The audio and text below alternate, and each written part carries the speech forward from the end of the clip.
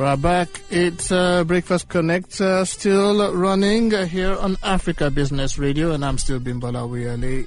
So the aviation industry has been one of the worst hit as economies around the world placed restrictions on movement due to the coronavirus pandemic. So with us is someone who has been a player in that industry, perhaps I should add a key player. Mr. Dikko Nwachukwu is the CEO of Jetwest Partners, a mobility and technology-based company. It's good to be, running around and just getting things done. So. First off, I heard you like to be called by your full name. That's Chukwuneme Mohammed Dikko Olayimika Dienbo Nwachukwu. Does it really make you feel that good? No, I mean that's. I think that's well, it's my name. Yeah. So but Dikko is fine. That's what I've been called growing up. Everyone's called me Dikko. But yes, it's a reflection of my Nigerian heritage that I'm very, very proud of. I make no bones about that at all.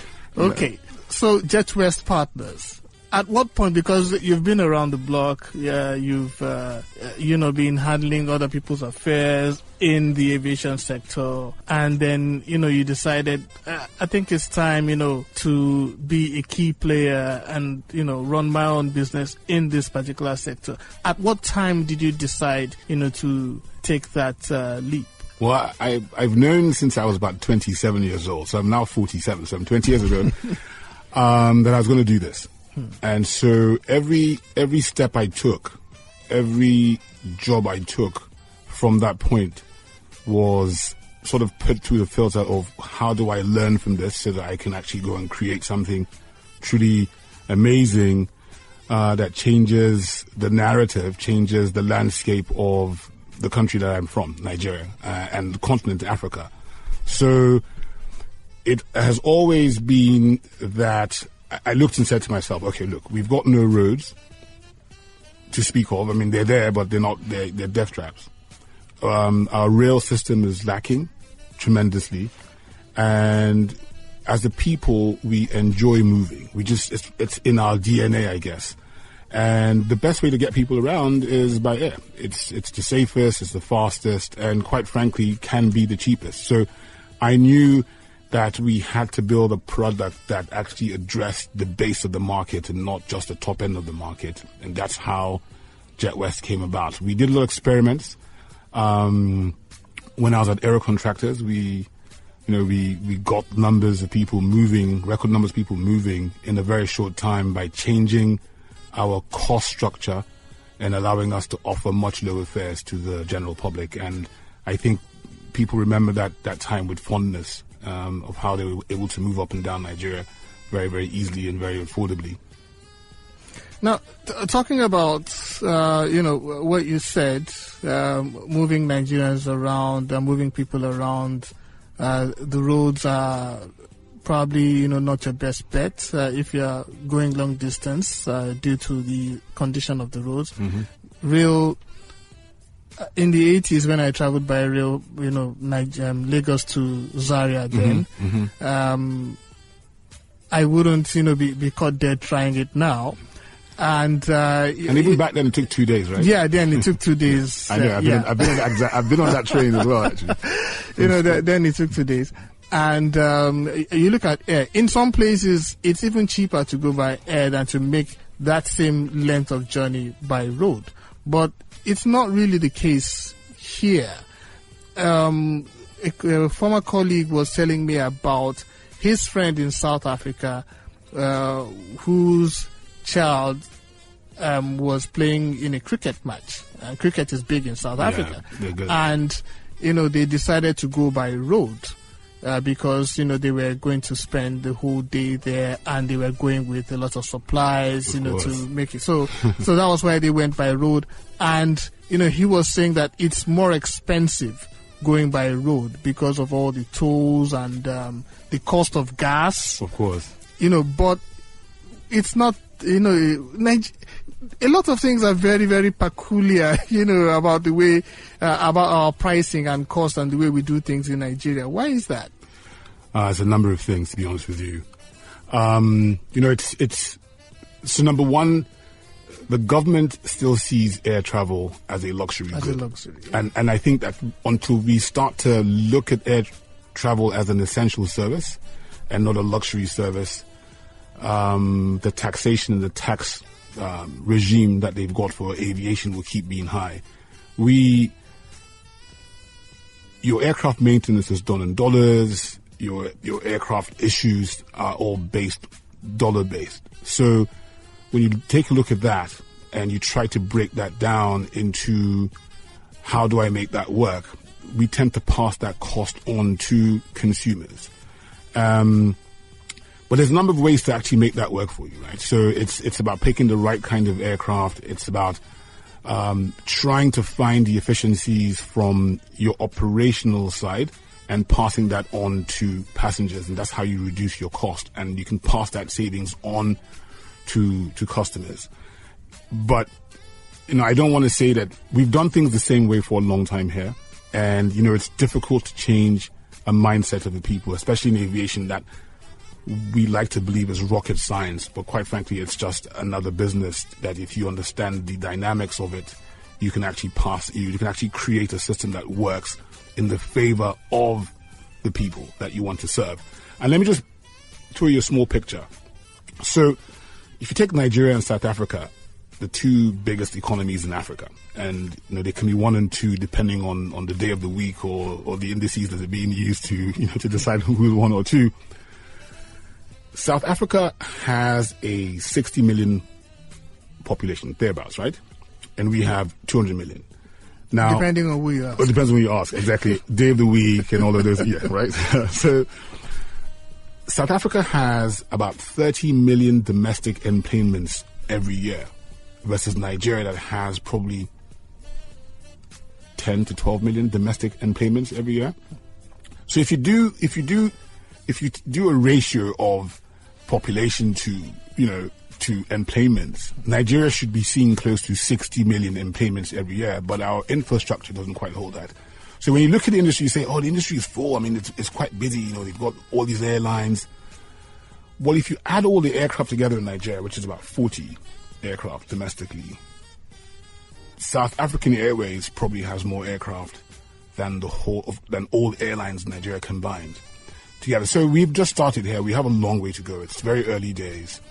Our skies are not crowded by any means. Yes, the infrastructure needs to meet up for the demand that's coming, but like anywhere else in the world, that demand has to come. It will come. It's just a matter of when. And I think those people who are best placed or prepared for that demand and can actually supply that demand would actually be in a good position to do quite well going forward. All right, we're going to come back to infrastructure and probably the purchasing power of people to, enter into that middle class where they will maybe want to prefer air travel as against, what is available with road transportation. But Jetwest is looking to, provide low-cost airlines. Yes. That is your main selling point. How do you want to do this in the midst of all these challenges that we've just, reeled out in the opening moments of our discussion? Well, if we look at it from we have Jetwest pre-COVID and Jetwest post-COVID. Right? So, March was truly it's one of those road to Damascus moments where you just realize that everything that we thought we knew leading up to March went out the window. So now the market has changed dramatically. Yes, the goal is still to be able to provide affordable air services to the majority of Nigerians. So we're trying to create a product that says it's a product for the many and not for the few. But now, as you rightfully said, purchasing power, it's dropped dramatically for a lot of people. So it's now going to be, if I will not fly unless I have to fly. But then the question for us now is, how do we stimulate that to get you to say, you know what, it's worth me flying? In the short term, it will be difficult, to be very honest with you. I think in the short term, it will take, I don't know how quickly the market will recover. So I'm very hesitant to actually give any sort of predictions on the market, because what we have learned so far I was just talking about this earlier today.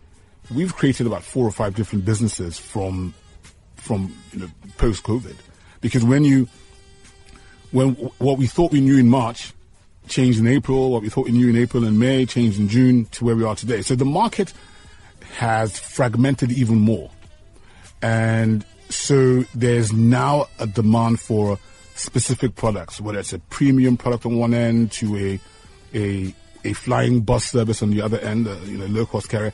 There are all of these fragments in the market. We've actually gone back, in my opinion, as of today. This can change next week. We've gone back to like the 50s and 60s, where air travel was this glorious, special thing where, people wore suits and stuff to fly. Now they're wearing PPE suits and no longer, business suits. But it's changed. And so, to be honest with you, I can't even tell you, hand on heart today where I think how the market will recover. But we know it will recover, and it's all about positioning ourselves to be in a position to make that recovery as smooth and as wonderful and joyous for the flying public when they decide to start flying again. Yeah. All right, coming back to infrastructure. Yeah. During the 2015-2016 American presidential election campaigns, one of the things Donald Trump, then candidate, Donald Trump, hammered upon was infrastructure and the state of it in the United States. And, one of those instances, he was talking about the airports in the United States and how, unacceptable they were compared to some other countries. And I was thinking, hang on, I mean, obviously this man has never been to Nigeria. Airports in Nigeria and, 2 things now, Nigerian airports and then the Nigerian carrier, that we still don't have one. What's your position, on these things? So, airport infrastructure it's a tough one, because what we have has somehow worked for us over the years. Yes, they're not the most comfortable airports, but airports also is a mentality. It's about through traffic. That's what really makes an airport work. It's not. So in order for an airport to be viable, you've got to be able to put a lot of people through it, and from there you make your money from concessions, etc., shops and duty free, blah blah blah. All of those things all help in making an airport viable. But that's just one side of it. So, I mean, to be honest with you, I'm really hesitant to take a position on this, because it's such a sensitive topic, especially because right now we're in the middle of discussing a concessioning of the federal airports. I think Lagos, Abuja, let me just help you out. I'm always excited when I'm flying local than when I'm flying international. Yes. International airport is a disgrace, to be honest with you. I'm always excited. I have no, I never have to think twice, when I'm flying local, within Nigeria. Yeah. Especially if you fly out of MMA too, which is what I'm saying. Yeah. Nice term, but when it's international, I really don't want to go. Sometimes I wish I could, go by sea, and and that's just the way it is. Absolutely. And the thing is this, right? I think we need to start to understand that our international airports are a reflection of who we are as a country, and we need to make a much bigger effort to make them so much more. It's the first contact a foreigner has with your country. Yeah. The airports haven't changed since 1960 something, or when they were built. It was modeled, Lagos International Airport, Murtala Mohammed Airport, was fashioned on Amsterdam's Schiphol Airport. That airport has changed dramatically, but ours hasn't even been touched in many, many years. There are new terminals that are coming up now in Lagos, in Abuja, in Port Harcourt, and Kano, where they use Chinese money to get those terminals up and running. From what I've seen, I haven't seen Abuja's open, I believe. From what I've seen, it looks pretty decent, but I haven't been in it, so I've only seen pictures. I don't know what we're doing in terms of getting Lagos up and running. But again, as I said, I've only seen pictures of it. I've never been into it. There is there is a chance to actually make those things more user-friendly, and the whole surrounding structure of the airport needs to be looked at very carefully. You know, everything from the airport taxis to the touts hanging around the airport. Those touts. All of that has to be taken into account, and I think it just takes a lot of will, strong political will, for us to say, you know what, our airports have to be welcoming. They can no longer just be a pass-through, but they must be welcoming. And the skill is there. The people that can do this, the skill is actually here. It's in FAN, it's in the Ministry of Aviation. I just don't know if they've been listened to be honest with you. Yeah. All right. So, in the midst of this, you are also a writer with a published book, yes, titled "I Dream of God's Own State." Yeah. Now, I'll admit I've not read the book, though the title, seems a bit quite suggestive of what to expect from the book. Now, tell us, as a prospective reader, what are some of the things that we should take away from that book? Okay, so let me take a step back and explain. So I've actually pulled the book off because I'm redoing it. Okay. I worked in Abia State as a special advisor to the Abia State government on trade and investment, as well as head of Abia PPP's office. I was the founding DG there, and I only survived for about 14 months in Abia before I resigned. And I resigned because I just didn't feel that the direction we're going was right. And I just felt slightly frustrated by the whole process. And so this book really talks about that time, talks about all of the issues that we're facing in Abia. The enablers who are us as a society, and I grouped us into different categories of enablers. Everybody from the church to prominent Abians. We're all enablers, myself included. And then I talked about solutions on how we can move the state forward. So this book was actually written in 2014, 2015. So when I was fresh out of Abia, when I was still full of fire and brimstone and very angry about what I was seeing on the ground. And the crazy thing is that it's still very, very relevant today. But I talk about very, very clear solutions, from agriculture to industrialization to us actually going to say to the center, we can't continue to keep a power station that is right next door to Aba and not letting that power station work, to give power to the people of Aba so that they can actually start to produce the things. Aba is the Japan of Nigeria. And some of the things they do in Aba just blows your mind. It truly is remarkable. If you've never been, it's a remarkable, remarkable place. And so I just laid that all out, and I just said, this is what I would do differently if I was in a position to do things differently. Yeah, that's basically what this book talks about. It's a short book. It's only about 100 and something pages, but it's very well written, if I may say so myself, actually. Now, I did a short series on the power sector since you brought it up, and I got a lot of contributors, to bear their mind on why we are having this much challenges, with power in this country. If a lot of analysts have said, if we can fix power, then we have fixed perhaps 50, 60, 70% of some of the challenges of industrialization and, maybe entrepreneurship in this country. So when you look at, a situation like, what's happened at Aba, is it just the politics or just lack of sheer will? I don't really know, to be honest with you. I don't know. I just know it's not being done, and I think everybody knows it's not being done, and I think that there needs to be the questions need to be asked and answered as to why it's not being done and what can be done to make that happen. I think that the power, the statement that 60 to 70% of the issues will be solved if power was, I think that's a simplification of the problem. I think it's far deeper than that. I think that we don't see ourselves the way we should see ourselves.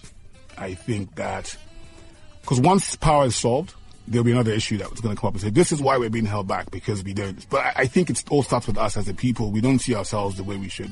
That's why we take punishment the way we do. That's why we take the beating that we do every day and just keep on ticking. Well, that could be...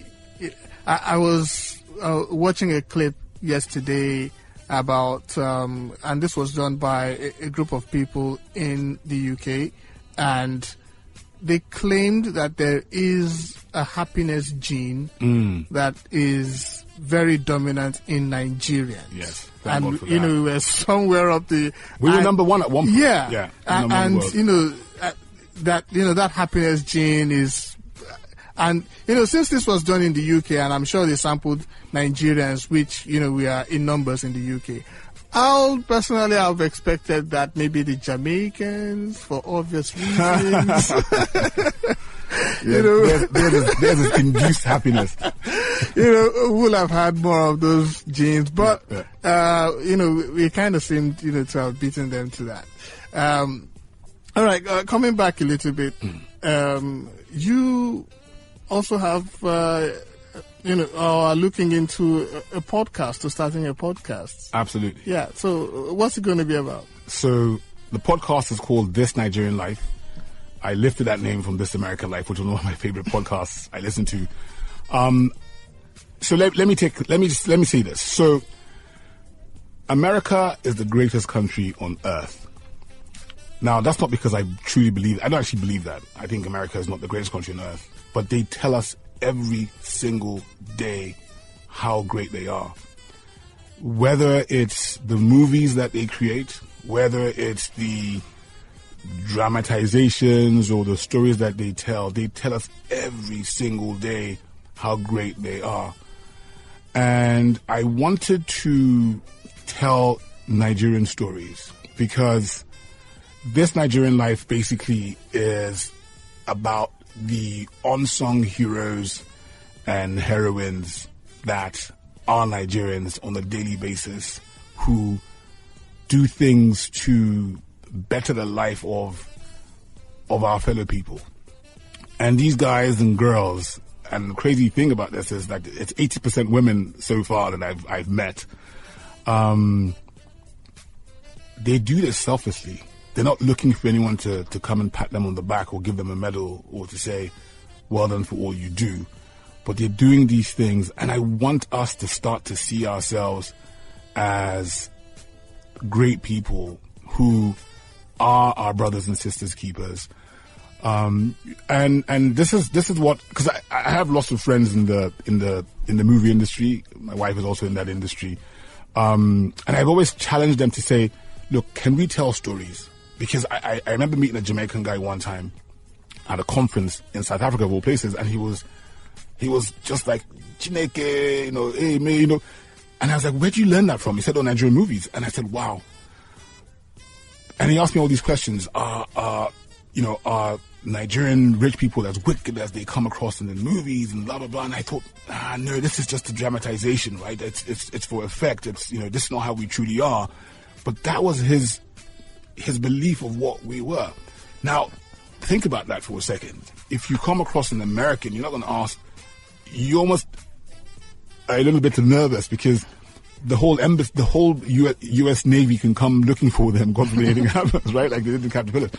And there's that reverence you have for an American. And I think that we need to start to see ourselves in a very different light. And I think that is the foundation of what can take us, to the next level. And so this project for me is something that's very dear to my heart. It's something that, I'm learning so much. I'm not a media person. I'm not, I'm not a journalist. I just truly, I'm very passionate about this country. And there's a lot of reasons why one should not be passionate about Nigeria, but where else can I go to? I can't do this in England. I can't do this in America. This is where I'm from. I love this country. And I can do my own small little bit to try and change the narrative. Then why not? Why not do it?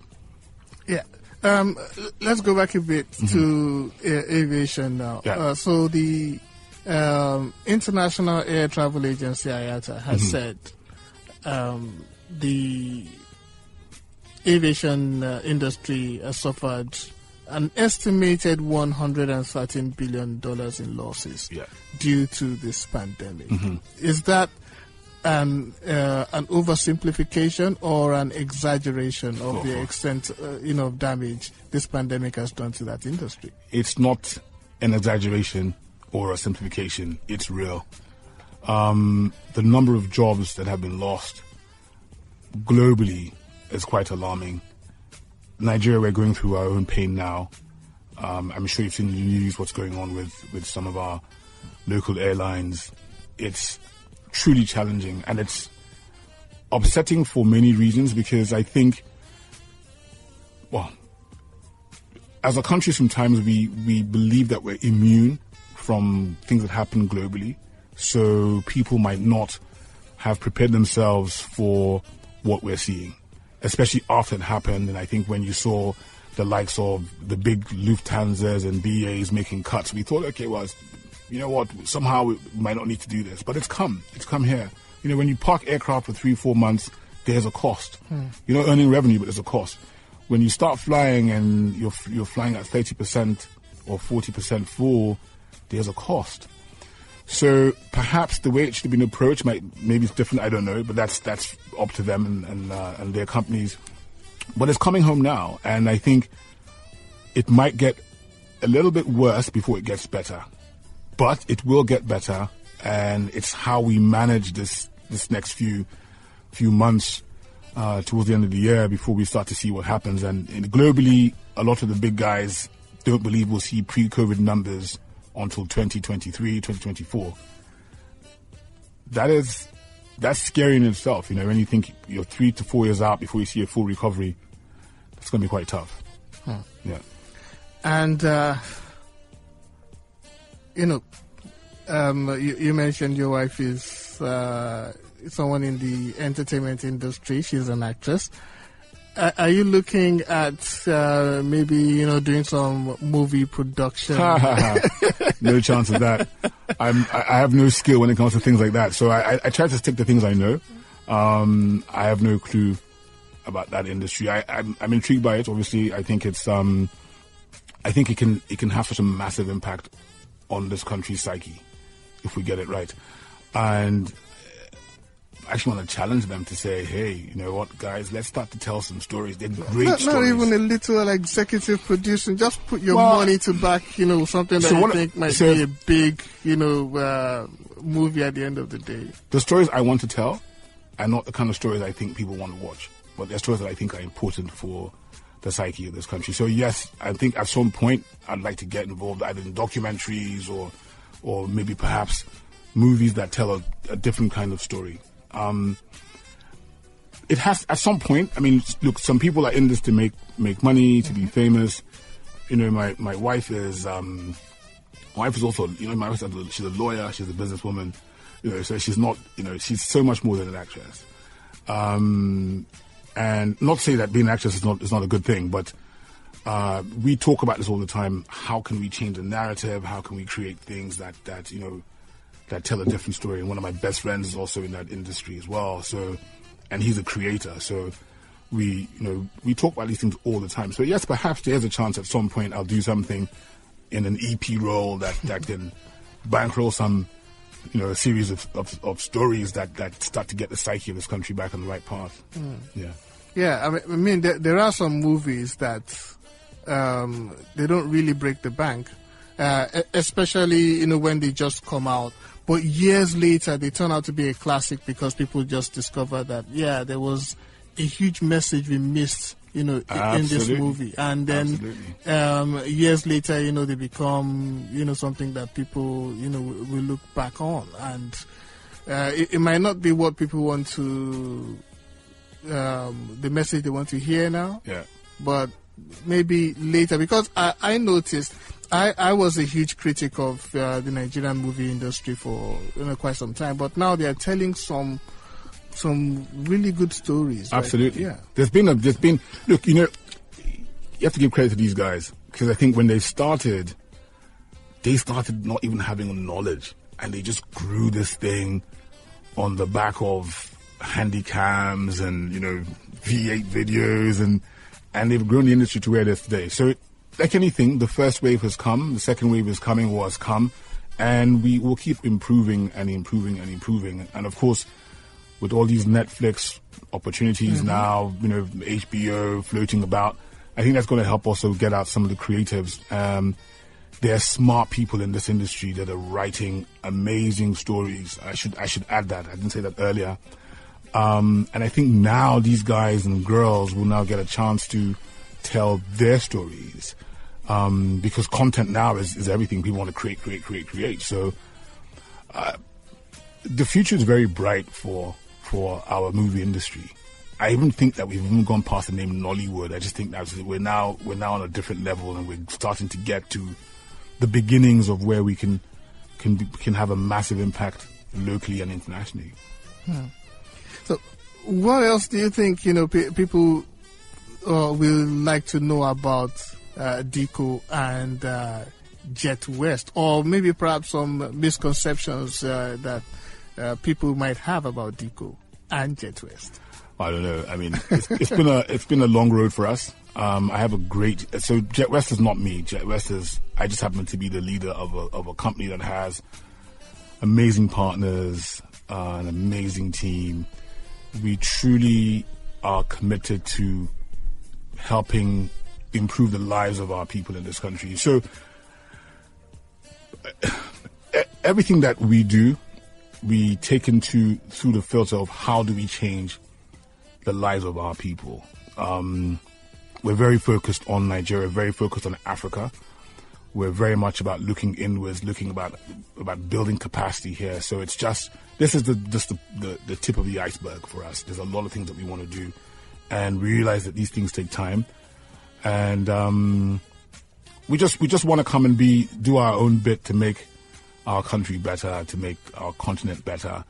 And we don't make any bones about it. We're very Nigeria focused. We're very Africa focused. And if people don't like that, well, that's their business, quite frankly. Okay. I really wish we could go on and on and on. It's really been very informative, having this discussion with you. I mean, there's no other way I would have liked to start my Monday. Thank you very much. We really appreciate that. Yeah, we really wish you all the best. With Jetwest and your podcast and the revised version of your book when it comes back on the shelf. Thank you very much. Truly appreciate it. Thank you for having me, and it's wonderful. I wish you guys all the best here at ABR, and I'm excited for what you guys are doing. Africa Business Radio. Take advantage. It's yours.